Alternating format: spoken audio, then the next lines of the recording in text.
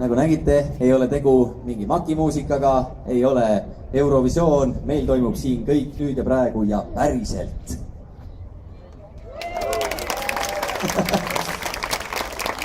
Laval on tänase päeva kõige pisemad lauljad ja mul paluti meenutada, et mis minul küll sellel ajal toimus, kui mina väga pisike olin, siis mul tuli meelde üks lugu, mida ma tegelikult olen varem ka rääkinud, et kui ma olin umbes 4-5, siis minul oli üks sihuke hittlaul.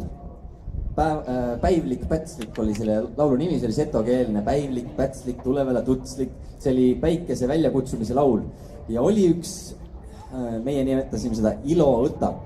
Ehk siis sihuke kontserdi õhtu Seta talumuuseumi hoovis, kui väike Jalmar läks ja laulis ja päike tuli pilve tagant välja. Ja järgmine päev kohalik ajaleht kirjutas, et nõid poiss on külas. Vot, juba sellest peale.